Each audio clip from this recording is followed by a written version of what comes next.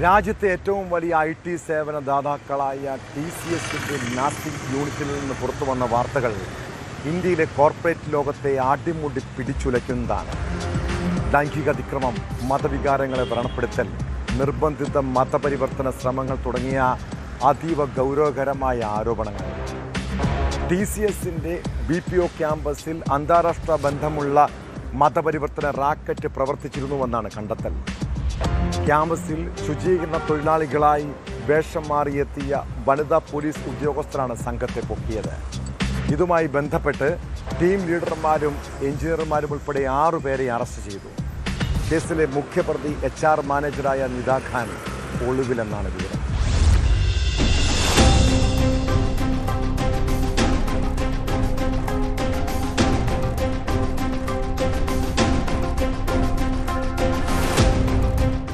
കഴിഞ്ഞ March 25-ന് നാസിക്കിലെ Devlali camp police സ്റ്റേഷനിൽ ഒരു യുവതി നൽകിയ പരാതിയിലാണ് അന്വേഷണം ആരംഭിച്ചത്.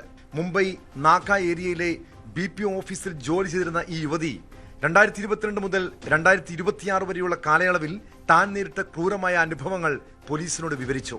തന്റെ 3 സഹപ്രവർത്തകർ, അതിലൊരു സ്ത്രീയും ഉൾപ്പെടുന്നു, നിരന്തരമായി തന്റെ മതവികാരങ്ങളെ വ്രണപ്പെടുത്തുന്ന രീതിയിൽ സംസാരിക്കാറുണ്ടായിരുന്നുവെന്ന് അവർ ആരോപിച്ചു. ഇതിനേക്കാൾ ഭയാനകമായിരുന്നു ലൈംഗിക അതിക്രമങ്ങളെക്കുറിച്ചുള്ള വെളിപ്പെടുത്തലുകൾ. ഒരു പുരുഷ സഹപ്രവർത്തകൻ തന്നെ പലതവണ ലൈംഗികമായി ചൂഷണം ചെയ്യുകയും ഉപദ്രവിക്കുകയും ചെയ്തുവെന്ന് യുവതി പരാതിയിൽ വ്യക്തമാക്കി. ആ പരാതിയെ തുടർന്ന് നാസിക് പോലീസ് നടത്തിയ അന്വേഷണത്തിലാണ് ഞെട്ടിപ്പിക്കുന്ന വിവരങ്ങൾ പുറത്തുവന്നത്.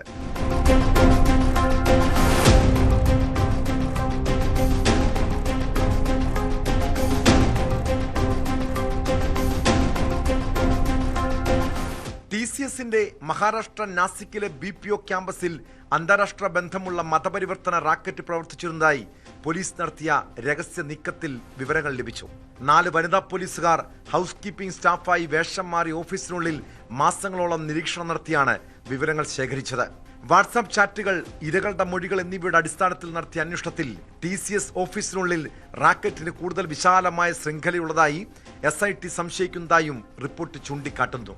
കുറ്റാരോപിതരായ ജീവനക്കാർ വനിതാ സഹപ്രവർത്തകരെ ലൈംഗികമായി പീഡിപ്പിക്കുകയും അവരെ മതപരിവർത്തനത്തിന് സമ്മർദ്ദം ചെലുത്തുകയും ചെയ്തതായി FIRൽ പറയുന്നു. 2022 മുതലുള്ള കാലയളവിലാണ് സംഭവങ്ങൾ നടന്നതെന്നും ഇക്കാര്യങ്ങൾ മൊഴിയിൽ വ്യക്തമായതായും SIT പറയുന്നു. ക്യാമ്പസിൽ ശുചീകരണ തൊഴിലാളികളായി വേഷം മാറിയ വനിതാ പോലീസ് ഉദ്യോഗസ്ഥരാണ് സംഘത്തെ വലയിലാക്കിയത്. ഇതുമായി ബന്ധപ്പെട്ട് ടീം ലീഡർമാരും എഞ്ചിനീയർമാരും ഉൾപ്പെടെ 6 പേരെ അറസ്റ്റ് ചെയ്തു. ഇതിൽ മുഖ്യ ആസൂത്രകൻ HR മാനേജറായ നിദാ ഖാൻ ഒളിവിലെന്നാണ് റിപ്പോർട്ട് വ്യക്തമാക്കുന്നത്. ഇമ്രാൻ എന്ന പേരുള്ള മലേഷ്യൻ ബന്ധമുള്ള ഒരു മതപ്രഭാഷകൻ വീഡിയോ കോളുകൾ വഴി ജീവനക്കാരുമായി സംസാരിച്ചിരുന്നതായി കണ്ടെത്തിയിട്ടുണ്ട്. വിദേശത്ത് മെച്ചപ്പെട്ട ജീവിതം വാഗ്ദാനം ചെയ്താണ് ഇയാൾ ജീവനക്കാരെ സ്വാധീനിച്ചിരുന്നത്. 18-നും 25-നും ഇടയിൽ പ്രായമുള്ള 12 ജീവനക്കാരെയാണ് റാക്കറ്റ് ലക്ഷ്യമിട്ടിരുന്നതെന്നാണ് പോലീസ് പറയുന്നത്. അന്താരാഷ്ട്ര ബന്ധമുള്ള ഒരു മതപരിവർത്തന സംഘമാണ് ഇതിന് പിന്നിലെന്ന് പോലീസ് സംശയിക്കുന്നു. വാട്സാപ്പ് ചാറ്റുകളും ഇരകളുടെ മൊഴികളും ഇതിനായി തെളിവായി ശേഖരിച്ചിട്ടുണ്ട്. കേസുമായി ബന്ധപ്പെട്ട് ഇതുവരെയും 9 FIRകൾ രജിസ്റ്റർ ചെയ്തു. മൊഴി നൽകിയ 9 പേരിൽ 8 പേരും സ്ത്രീകളാണ്. ഇവരെ ചൂഷണം ചെയ്ത പ്രതികൾക്കെതിരെ ലൈംഗിക പീഡനം, വിവാഹ വാഗ്ദാനം നൽകിയുള്ള ബലാത്സംഗം, മതപരിവർത്തനത്തിനായുള്ള സമ്മർദ്ദം, മതവികാരം വ്രണപ്പെടുത്തൽ എന്നീ കുറ്റങ്ങളാണ് ചുമത്തിയിരിക്കുന്നത്.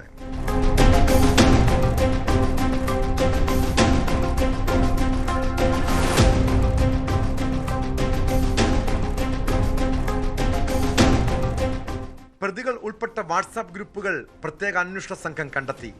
സഹപ്രവർത്തകരെക്കുറിച്ച് ചർച്ച ചെയ്യാനും ഇരകളെ കണ്ടെത്താനും പദ്ധതികൾ ഏകോപിപ്പിക്കാനുമാണ് ഈ ഗ്രൂപ്പുകൾ ഉപയോഗിച്ചിരുന്നത്. ഡിലീറ്റ് ചെയ്ത ചാറ്റുകൾ പൂർണ്ണമായി വീണ്ടെടുക്കാനുള്ള ശ്രമത്തിലാണ് ഫോറൻസിക് സംഘം.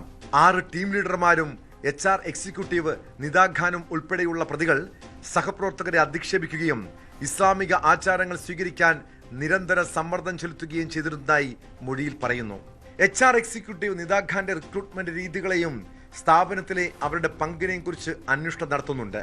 കമ്പനിക്കുള്ളിലെ ആഭ്യന്തര പരിശോധനകളെക്കുറിച്ചും റിക്രൂട്ട്മെന്റ് തീരുമാനങ്ങളെക്കുറിച്ചും TCSനോട് SIT വിവരങ്ങൾ തേടി. അന്വേഷണം പുരോഗമിക്കുന്നതനുസരിച്ച് കേസിൽ കൂടുതൽ പ്രതികൾ കുടുങ്ങുമെന്നാണ് സൂചന.